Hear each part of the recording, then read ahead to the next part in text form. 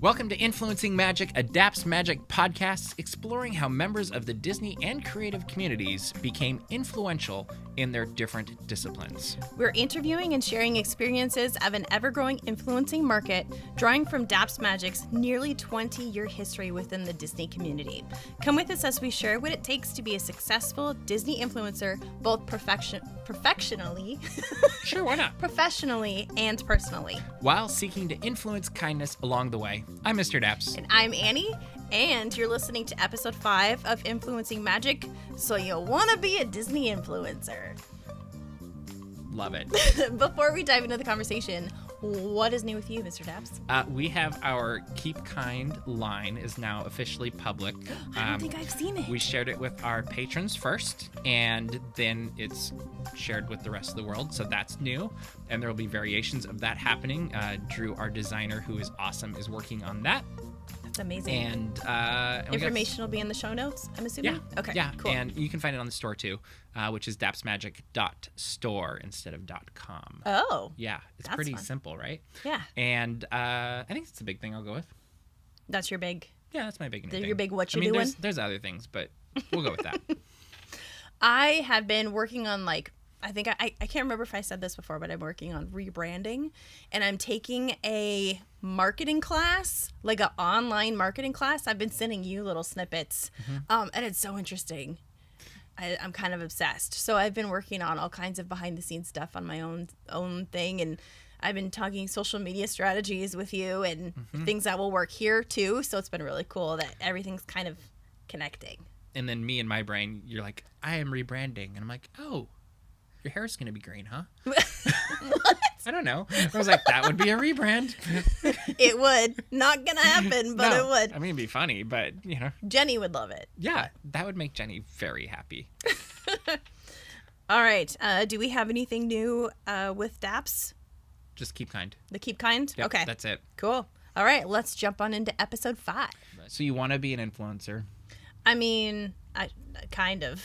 Do you want to be an influencer? I don't actually know, but I would like to think that everybody's an influencer in one way or the other. That's what we're trying to, like, promote, Convey. right? Yes. Because everybody is an influencer in their... Oh, my gosh. Everybody is an influencer in their own fields. It's true. Whether you want to be or not. That's kind of how it is in your even everyday life. Beyond fields, like you're walking down the street, you're at Disneyland, you're wherever. What you do is going to influence the world around you. And so really what we're looking at is there's different scales, I guess you could say, of influencers, of like, am I influencing, you know, I don't know, what's right next to me, or do I influence waves beyond me? But like World of Color 1. Okay. You know where I'm going? I don't know. You haven't seen it yet, have I you? haven't seen it yet. All it takes is a drip of water and a little ripple to make a wave of change. And really, I think that's one of the things that we were talking about with influencing magic is everybody can influence something. And ideally, we're influencing it for the better. Yep. Cool. All right, should we get into this? Let's get into it. That was a really long intro for us. That's okay. That's what we do. Long intros. Yeah, thank you for listening. Okay. So our first question. Okay, we have We need questions. to define what an influencer is. So before you look at the show notes, how would you describe an influencer? An influencer in general. To me, it's anybody that has the power to... I can't use the word, can I? Anyone that has the power to promote change one way or the other. And I think it's very easy to be thinking big scale. But I do think, somebody with 100 followers could be an influencer. I think someone that can have an area that they work at a restaurant can be an influencer by being a positive impact. Somebody that's... Or negative. Unfortunately. Yeah. And then there's like the really big things too, like an executive or someone with millions of followers on Instagram, YouTube, TikTok, whatever it is. I think there's a lot of different definitions, but when it comes down to it, anybody who impacts change is an influencer, which means that everybody's an influencer. It's just a matter of scale. No, that was really good. I liked that. Do you have an answer that's different? I mean, I went to the dictionary for the... Oh, for the ultimate definition. But basically, an influencer is a person who has the power to influence many people through social media or traditional media. So that could be social media as far as like your Instagram, your Facebook, whatever, or traditional media, which is through music, through art, through television, even through newspapers. Yeah. And in your everyday life, like you were talking about before. Theater. Yep. I'm still thinking about. That's okay. It's interesting to hear the dictionary version because I actually think it's too limiting, because I really do think it's bigger than that. And in like if it was just through social instead of social media, sure. And I think one of the things that gets forgotten along the way is social media is supposed to be social. Like that's why it's first, not media, is the social component of that. But yeah, it's interesting. Yeah. Okay. Yes. So that's the definition of a regular influencer. Okay. So switching gears a little bit, how do we think that compares to what a Disney influencer is right now? And what does the current Disney influencer look like? Depends on the day. And actually, it depends on which direction you look. Because I will say, having been at Disneyland earlier today, I saw influencers multiple times walking around the parks, and they did look different. Some of them were taking pictures. Some of them were behind a cell phone as they were streaming things. Others were taking pictures of themselves and had like people that were helping them. And those are kind of, I think, your traditional Disney influencers in probably that's the three main things is like photographers, people that are, I guess, people in front of the camera, people behind the camera, and then the other media that happens there as well, that happens both in front and behind the camera, whether it's video or whatever. Yeah. But if I were to say what they look like, everything. like it comes down to like pick your person. Like it could be literally anybody you're walking up to, I feel like. Definitely. And there have been different current, what does current look like? Because when you think about the early... Like it changes every 6 months. It does. When you think about the early, I guess we could say history now of the Disney influencer, it was very, very different from what it is today. And even now, it's just so broad. What you described, I feel like, is the typical park influencer. Yes. So you said that you saw people taking photos. So I'm guessing they were either influencing maybe park fashion or tour. It could even be just plain tourism. Because I think there's, when it comes to photography, there's the ones that want to be in front of the camera, and there's the other ones that are behind the camera and let the camera tell a story instead of whatever picture they're in. Yeah. And yeah. Okay. So. Do you want to go beyond park influencer? Because there are. Yeah, we can talk about whatever. And all this stuff too. But and this is just focusing on what the traditional Disney influencer would look at as now. But you've got the people that review video games, review Star Wars. Like think of all the people that that travel around and they review like random Disney stuff that happens to be in their town. Or hey, did you know they filmed, like there's somebody I was following on, I think it was Instagram, that basically they just go to different places where Disney things were filmed. Yeah. And they're like, hey, this was filmed right here, and this is where that was filmed. And it's just kind of that's how they spend their vacations, and it's great. But I think at the end of the day, it comes back to they're people that are passionate about what they're talking about. They're generally having fun with what their subject matter is, which is probably why they've picked Disney in the first place, because it's fun. And then they usually have this is what we're doing, and this is why we're doing it, and this is why you should do it also. So there's a bit of an agenda or a call to action. Yeah. Would you add anything to that? Well, there are also people who are paid to do that. So true. If you think about some of the Disney brands or Disney adjacent brands, so like Her Universe, Hot Topic, they actually have influencers go in and influence their product with Disney. So it's I think kind of another layer of... And that's where you need to look at what's the motivations behind things too. Because I'm an ambassador for Her Universe and also for the painter I'm totally looking at the pictures right there. Thomas Kincaid. I was like, did you just forget Thomas Kincaid? Yes, I did. But he's the painter of light. I was looking at a Star Wars picture and trying to think of another picture. But like they have very different programs, and the only reason I'm involved with either of them is because I actually really like what they offer. And there's been other ones I've turned down because I'm like, that just doesn't feel like me, and it's not something I would normally go for. And her universe in particular stretches me out of my comfort zone, which I like, because my rep that I work with at her universe, she's like, I'm sending you this. I know it's not your first choice, but I want to see what you do with it. And like, we have fun with it. Like, it's a very positive community. And same with the other ambassadors. I really like not just the product, but the people that come with the product. Like, you look at all of the people that Ashley has pulled together through the years. They're always positive. They build each other up. They're very diverse. Like, there are so many different people with different backgrounds. Like, we have a group chat that we just talk about random geeky stuff all the time. Like, that's so fun. I could open up my phone right now and there's probably like 30 messages in the last hour. and you know, it'd be random stuff that's happening in the parks or a movie or Star Wars, you name it. Like, sometimes it's related to her universe, often not. And they're just fantastic people. But with the brand ambassadorships, I do think you kind of have to, like, this is where you need to have the social portion of social media, of getting to know the people that you're being influenced by, of like, does this seem consistent with who they are? Does this seem consistent with what they say their values or portray their values to be?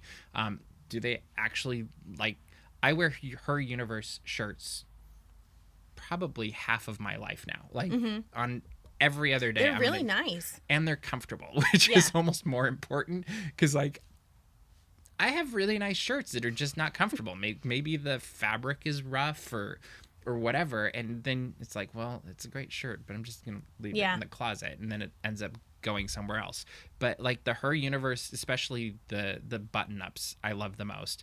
Like, they're all super comfortable. They're great for traveling in, and they're fantastic. And like I have Thomas Kincaid like in my office at this moment, probably my favorite painting they've sent me, or what do they call it when they replace it, or recopy them?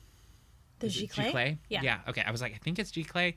I can't remember. But it's Peter Pan and Wendy and Captain Hook, and it's this like really tall portrait and thin, and they're kind of like Peter Pan's flying, and you see this pirate ship. Like, they got a lot of Neverland in this, and it's just magical. Yeah. And it's just one of those things you look up at, and I'm like, I love this picture, and I would probably buy it, but they instead paid me to share that I love this picture. And I love that there's no cognitive dissonance between, you know, what you're promoting and what you love.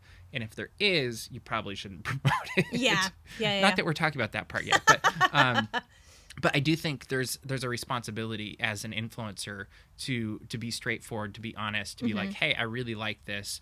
Or, you know, you don't have to like flat out trash something you don't like, but I do think you have to be honest about it. Yeah. And, you know, I think of, this isn't brand ambassadorship necessarily, but we've been reviewing DVDs and Blu-ray now, and now digital actually, for over a decade.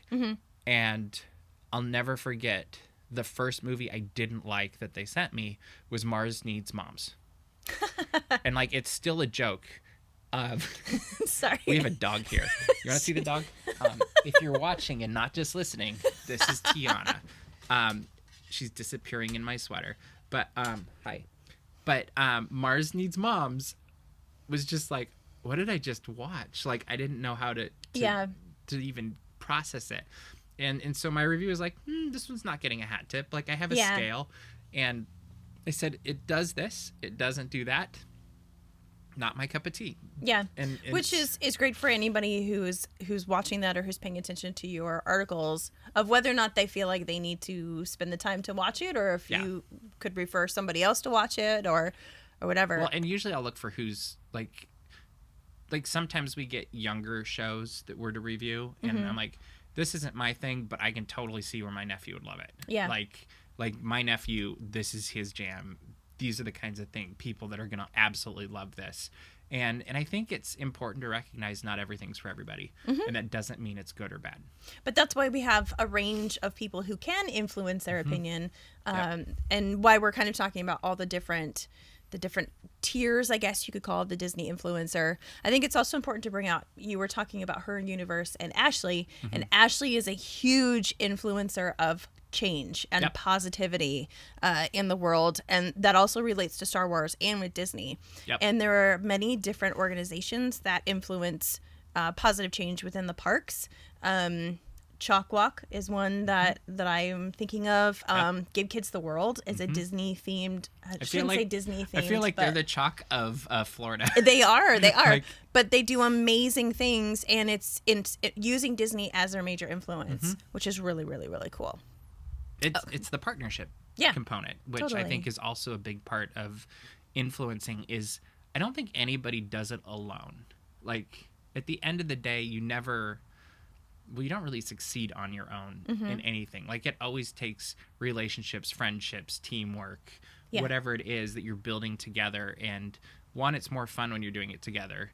And then two, it builds steam, and then that steam helps push you through when there's the rough times. Then you're like, hey, Annie, this is rough. And you're like, actually, look at this. You did a really good job over here. And this has never happened before. But but no, but then you've got that momentum to keep moving forward, and the support to keep moving forward. And it's not just randomly being like, I'm going to put myself in front of a camera today and suddenly have 1 million followers. Yeah.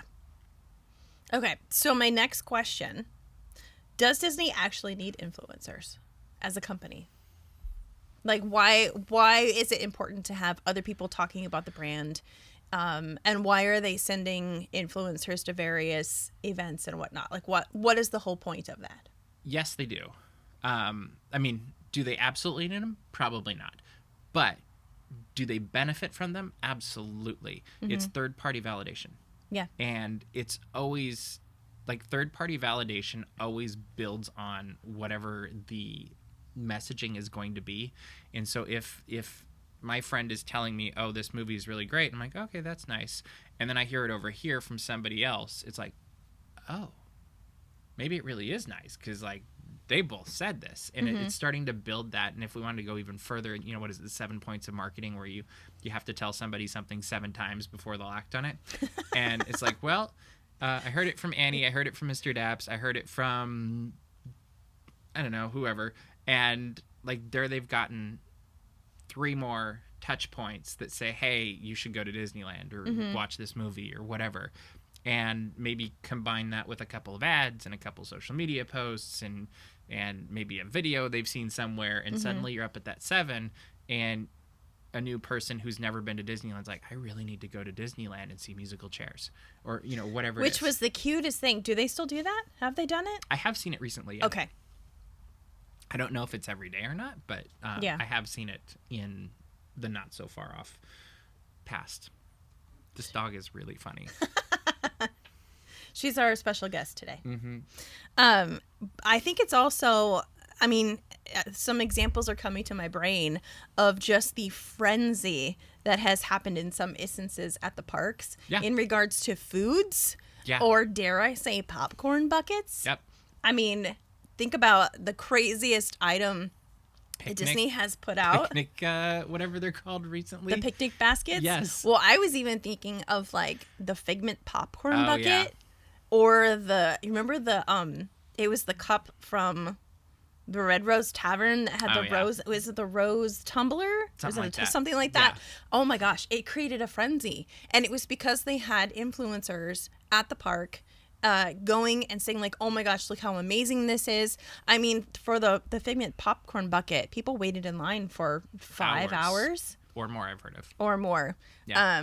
So if you think about instances of product, but even attraction, Rise of the Resistance, I think hit 3 hours, 4 hours this last weekend over at Walt Disney World. Yeah. Because everybody wants to go on, and a lot of those people have never been on it before, but they feel like it's worth it because of all the hype surrounding of everybody talking about online. How many times have you been sent a video or a reel about something at the Disney parks and you're like, oh, I'm definitely going to need to check that out? Yeah, all the time. Like, so, people do that all the time. And it's a, I'm not going to say it's a free way, but it's kind of a free way for Disney to promote itself.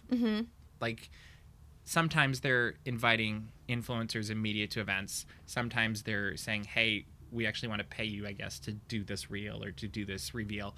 And so there are different elements of that, and they should be saying, like, they should be disclosing that in their... Yes. It should say ad somewhere. Or paid content or a partnership or whatever. But they're... Like, when you think about how little something like that in the grand scheme of a Disney budget is, like, they sure get their money's worth for a momentum and excitement and all that stuff.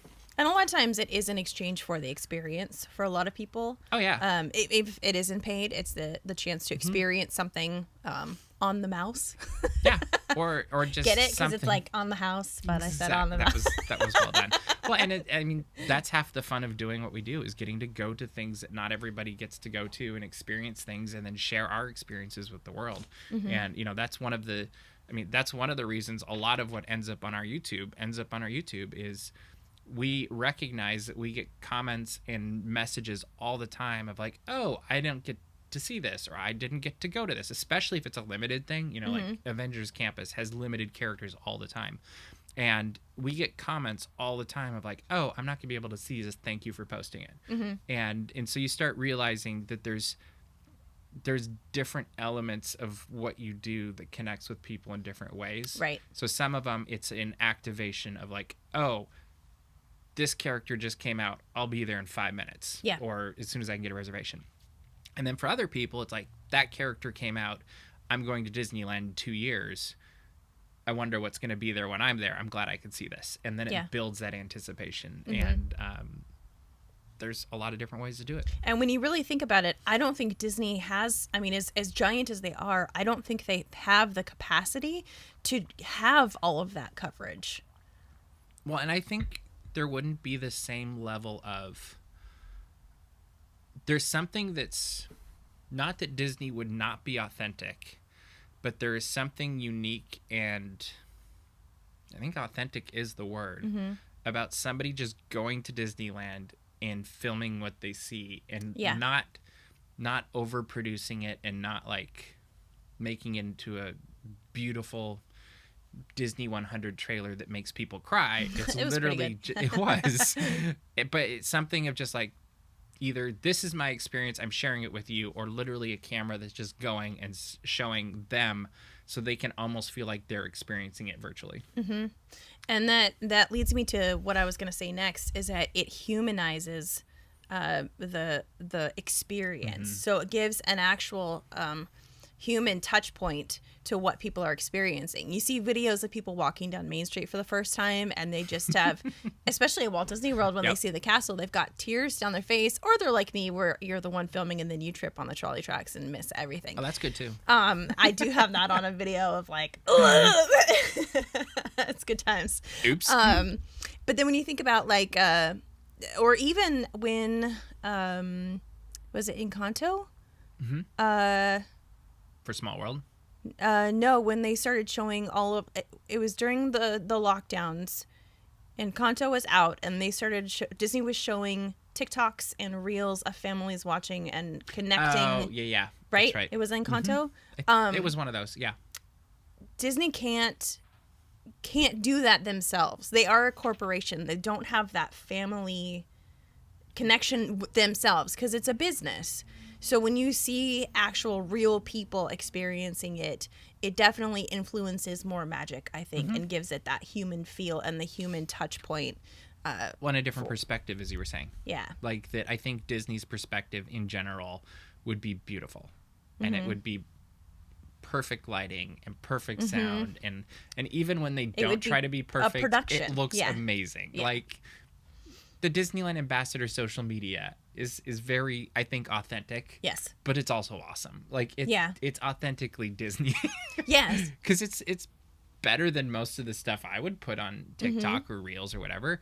And but like they just get really good at everything they do, and I think there's actually something to be said for not being perfect, and just kind of being like, hey, the this de-influencing almost. Yeah. And it's kind of like when we shoot videos in the park, it used to really bug me, like when something, like somebody stand in front of you, or somebody like keep walking this way, or like those kind of things that just happen in the park.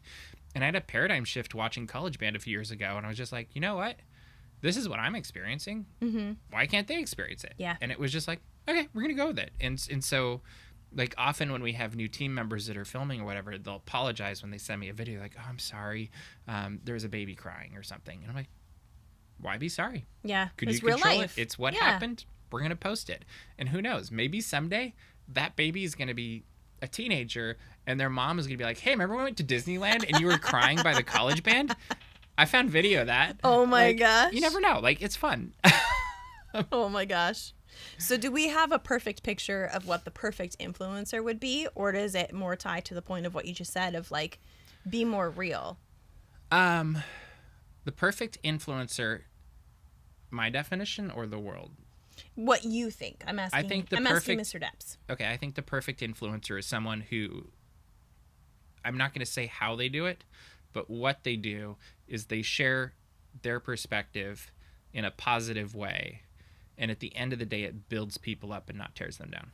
That's I really like that. I think those three things, if you can nail those, who cares what your numbers are? Because you're making positive influence, as opposed to making feel like, sometimes people can feel inferior. Like, I think that's the problem with looking perfect all the time, is like, oh, this person's perfect, I can never achieve that. Yeah. They have 2 million followers and all the right equipment, and it's been raining for 4 hours, and they look like, yeah, perfect. Like, and I will admit, I've been at events where I'm like, how the heck did you do that? Like, like I'm in this world and I don't even, like, it blew me away.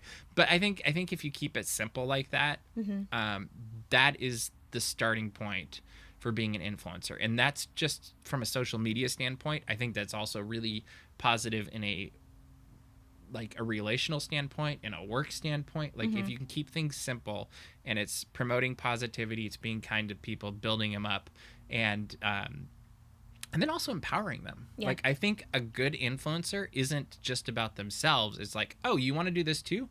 Here's how we can do this together. Or here's what I did that you could do as well. And some people have a very thought out plan of, like, I went A, B, C, D, E, and I had this plan of how I was going to do it, and it worked out that way, and that's great. And there's other people like us that were working multiple jobs and whatever, and it's just kind of like, all right, let's try this looks fun. And literally just kind of stumbled our way to something fun, and that was always the goal, is like, if we're having fun, who cares? Like, that's funny, let's post it, like and then sticking with that. Like, is it building people up versus tearing them down? Is it making a positive impact versus a negative? Because there are videos we get that at the end of the day, they don't get online because it's kind of like, I'm not sure that person would be happy that that's up, or like, or something happened that their dignity's hurt or something, and so, like, those conversations happen pretty frequently too, just because it's like, oh, well, this character had something happen or whatever, and I don't know, build them up. Build them up. Bottom line, build them up. Yes. Okay, what integrity or responsibility do influencers have to their audience? I think it's the same with influence, leadership, anything you want to call this, is you have to, like, tell it as it is. Like, yes, you can put your own personality to it. Tell a story. Yeah. Tell a story is fine. But I think it's the responsibility, and I think it kind of goes back to the last question, is we have a responsibility to make the world a better place. Like, there's enough not good stuff in the world that happens. We don't need to add to it because of entertainment. Yeah. Like, this is entertainment. It's not going to be, did you eat today? It's not going to be things, other areas of the world that, like, frankly, we can't even imagine living in. Yeah. And this is a discretionary income. This makes our life happier. It was built on the thought of making people happy. Like, that's what Walt had in mind when he started basically everything. Like, it was being creative and making the world happier. And so I think it really does have to come from the perspective of like, how does this make the world better? Or if it's not, what can I change to make it better? And I think so there's a responsibility to make the world better. I think there's a responsibility to just give what it is and not create what it isn't. Okay. Like, it's very easy to be like, we do it on Instagram all the time. Prime example. I was doing a photo shoot earlier today, waited for 10 minutes to get a shot with nobody in it. So it looks like, hey, this person had Disneyland all to themselves. Yeah. Great for birthday pictures. Is that the reality of what a day like during spring break is like at Disneyland? No. There were thousands of people around us. But if you find a right corner and you get in the right angle and there's a person right off the frame, you can make it look like you had Disneyland to yourself.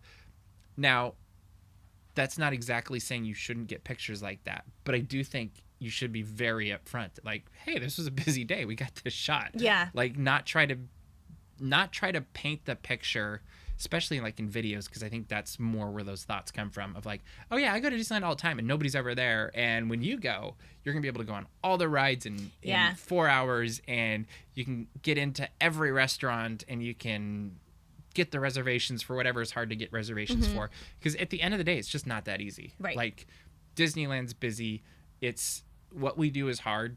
Like, influencing or being a Disney influencer or media or whatever you want to call it, in leadership, it's never easy. You're doing a little bit more than everybody else to try to get something different than everybody else. And so I think it comes back to, don't sugarcoat it to the point where they're like, oh, you have the perfect life, because you don't. Like, maybe that means putting up a picture that's not perfect. Maybe that's recognizing how busy it is on a given day. Like, and then on the flip side, don't over exaggerate it either. Yeah. Because I see that happen pretty frequently too. It's like, I think on one side it's like, oh yeah, went on Disneyland, had the whole park to myself, blah, blah, blah. Which after the pandemic could happen. Could have happened. Probably the only times in our lifetime. But on the flip side, then there's the other end where people tend to over exaggerate how big or how full or whatever, and I think that doesn't help either, because I think that leads to like, oh well, I thought this was happening, or it leads to discontent with people that are watching. And I think that's something you have to be careful with, is recognize the words you say are going to influence somebody. Like, once they've heard it, they're going to have an opinion on whatever you say. What we're saying right now, somebody's going to be listening to. Some people are going to like it, some people are going to think it's dumb. That's just the nature of the beast. But if you go into every one of these things going, my words matter, they're going to influence some way, then you kind of have to go, all right, well, if my words matter and they're going to influence, if I say this, what is going to be the impact of that?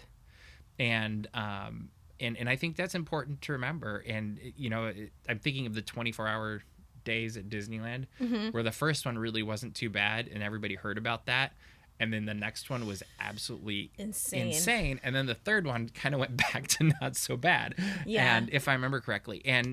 But it's because stories get out, people build things one way or the other, and so I think it's really important to try to like stick to as close as you can accurate representation of the truth. And that's kind of a hard thing to quantify, because everybody's perspective and worldview is different. So we might be looking at the exact same thing and you're like, this is the busiest day at Disneyland ever, and I'm like, oh, this is just a normal spring break day, or whatever it is. And so it's really trying to just think then speak, as opposed to just blurt out and then have to either ignore or fix problems later that were caused by those words. Yeah. I think what I was going to say, and you kind of said the same thing, was just to be truthful in the content that you are getting and that you are putting out on social media. It's one thing to tell a story or to have a specific narrative, but like you said, if you're putting things out there that are not the truth of the situation or the location or even season of what you're at. I think that becomes an irresponsible representation of reality. And you need to make sure that your audience is getting everything that they need for what you're putting out. So I think we nailed it. Yeah. Got it. Okay, good. Okay. And we talked about this a little bit before, but the importance of being authentic. And I think that kind of goes into the truth telling of if you present yourself as a, like, this is what I'm experiencing. This is through my eyes, through my own day-to-day goings.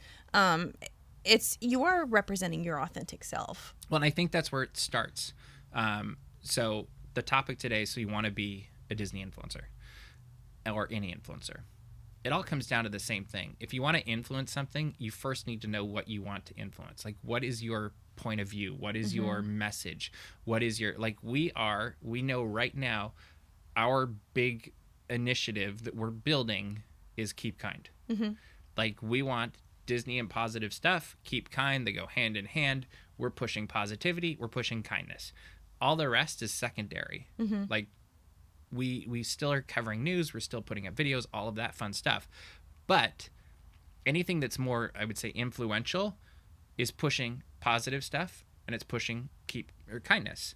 And so if I'm starting today as like, hey, I want to be an influencer, I want to build a brand, whatever you want to call that, first thing is who am I? Like, you kind of have to know who you are and what you want to say. And then from there, you can go, well, what's the platform I want to use? There's so many different platforms you can use, and different people are going to connect in different ways on different platforms. So YouTube has a very distinct demographic. TikTok's another demographic. Instagram's another demographic. Facebook, completely different demographic. And it's so interesting because we have several of these, watching how people interact with them, all of the same messaging, but completely different reactions based on the platform it's on. And so then you start realizing, like, oh, well, this platform may not connect with how I communicate as well. Or I just am not having as much fun with it. So why would you? Maybe you do have fun with TikTok or Instagram or YouTube, whatever it is. So then it's you got your base of, like, this is who I am, this is what I'm going to talk about, this is where I'm going to talk about it. And then the next step is actually talking about it or doing it and whatever. And I think that's where people also sometimes get stuck.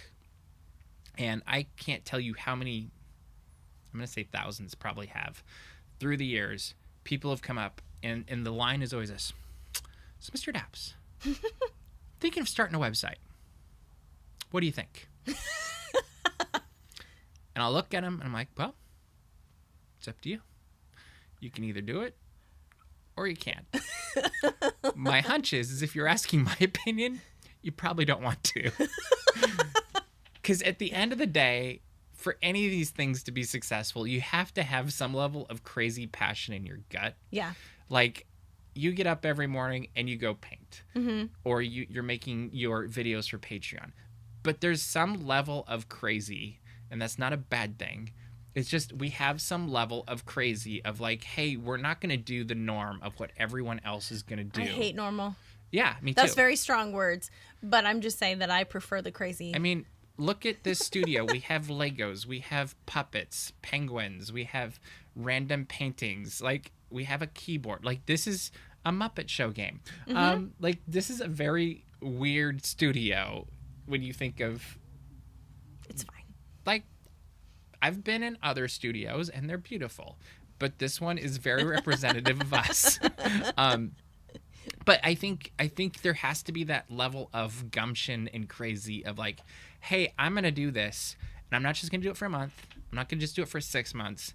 I'm going to give it a couple years of being consistent and just keeping at it, and then decide how this works. And if it's still fun, if I'm excited by it in the morning, if I'm not dreading every time I have to go post wherever I'm posting, then I've got something special. And yeah, I do want to be a Disney influencer. Or maybe 3 weeks in, you're like, I hate this. I don't want to be a Disney influencer. But you're going to learn really fast. You are. But that's a key to success for anything, is it's not going to come in a week or a month or maybe not even in a year. Like, I know people that worked for years and years and years, and like nothing happened, and then suddenly, poof, they explode, which is fantastic. Like, our YouTube channel for years and years and years was fairly small, and then 4 years ago, it exploded, and I know generally what we changed some things to make it more effective. Well, the world changed at the same time. Well, it was a year before that. Oh. It was the year before that when we exploded. Oh, I didn't know that. Yeah. And part of it is we changed some practices and best practices to help it. And you know, we got some really good advice that we heeded. And part of it was just, it was the time. Like, and it worked out. But if we'd have quit, what was it, 15 years in? Like, then it would have been like, we would never have seen the numbers. Like, I think we're at 76,000 subscribers right now. And it's like, we're aiming for 100,000 at some point, hopefully sooner rather than later. But like, you think of 5 years ago, we were at under 10,000, I think. Wow. We're around the 10,000 mark. And like, you think of just how that blossomed and exploded, it'd be super easy to give up 3 years in, a year in, whatever. And I think that's where it's really important to know why you're doing it, having fun doing it, because it's always been about the fun. Like, we post videos that a lot of people don't because we just personally are entertained by them, and not because they're like, oh, this is going to do so well. And quite often they don't do well at the beginning, but then like 5 years later, somebody discovers it and they're like, this is the coolest thing ever. I didn't know they had this at Disneyland, or whatever. And then it takes off, and maybe it doesn't ever, but we're having fun doing it the whole time. And it's not always just about the numbers, because if you don't have the fun and the passion, who cares about the numbers? Yeah. So I kind of got into how-to a little bit. No, that's okay, because our next category was tips and tricks. Oh, okay. So it was a natural segue. Okay. Tips and tricks. Why don't you start tips and tricks? Because I feel like I just did kind of like a ABCD of this is what you need to do to actually physically get into the game. Like, what are some, and you always are throwing me tips and tricks, to be completely honest. Because my brain is just nonstop. Yeah. And that's fine. But like, what are some of the things you've picked up recently? So some of the things that I picked up, I'm just going to put this out there. I am not your typical Disney influencer. I don't know if I'm necessarily actually would be categorized as a Disney influencer. I think you are. I think my personality is very Disney, but I'm not necessarily someone who is going out to the parks and shooting content and I wouldn't say you're a Disneyland or Disney parks influencer, but I would say in the Disney community, you're a Disney influencer. Okay. I mean, I accept that. That's fine. I'll take that label. But as far as tips and tricks for me, I don't have a huge audience, but I know that my audience loves snippets. So when I'm at the park, sometimes I'll do part of the parade on my stories. And everyone loves it, because not everybody that is on my feed can get to the parks right now. So my audience is going to be different than the audience that is with Daps Magic, or even the audience that is with this podcast right now. Because I think that the audience that's with the podcast is a much broader audience that we are building here. So my influence personally may not tailor to this particular podcast unless I am deliberate in getting content for the audience that I know is watching and listening. So I think the biggest tip that I can give anyone who is thinking about this is, if you already have an audience that you have built up over social media or the groups that you are in, is to really take a look at what you can do, like you said, to make positive change, or to bring happiness, to tell stories, to provide some kind of additional service, whether they want it or not, whether somebody there's a need. Maybe it's something they never knew they needed. Yep. But something that everyone in your audience can connect with. And I think if you can figure out what that special connection is, you're going to do amazing things. And it might be for a small audience. It might be for a big audience. It might even change audiences as you go along.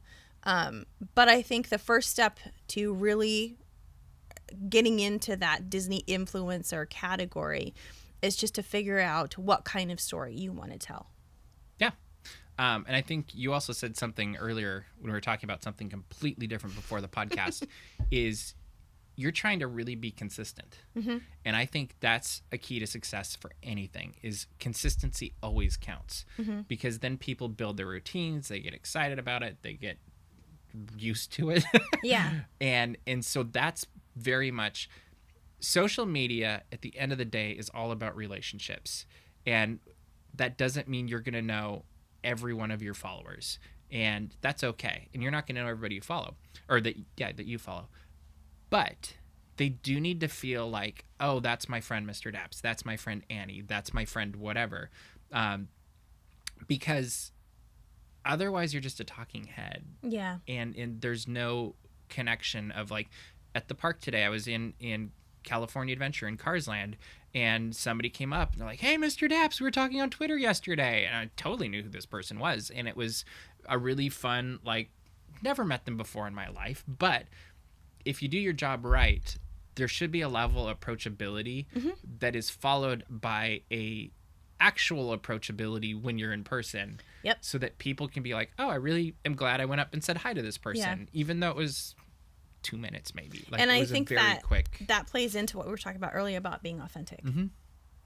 Yeah, because if you don't actually want to meet people, don't act like you want to meet people, because they will want to meet you at the end of the day. And you know, if that's just not something you're into, that's fine. But you know, build that into your communication thing. Yeah. Just be like, hey, you know what? I'm a major introvert, and I'm just very uncomfortable with this part. I'm very happy over here. Please don't hug me.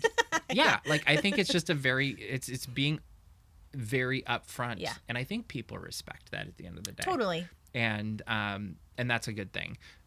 So yeah, I think going back to it, consistency is absolutely important. Mm-hmm. I think also you hit something of connecting wherever you can connect. Yeah. Whether it's through a story of a parade or just getting your face in front of the camera and being like, hey guys, hope you're having a great day. Yeah. I'm doing this today. Like it's just getting yourself out there.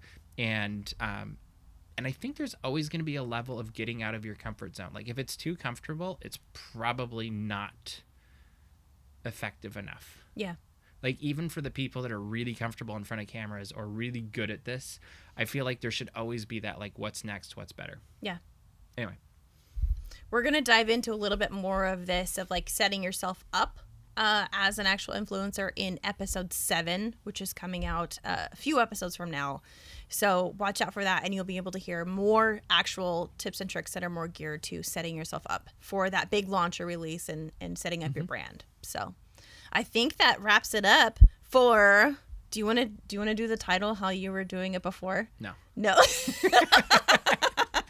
Mr. Daps said that this title, So You Want to Be a Disney Influencer, is like those old like goofy shorts. Yes. And I don't do a very good impersonation of it. So just put it in your brain of like, so you want to be a Disney influencer. I can't do it. With a Jersey accent? I don't know.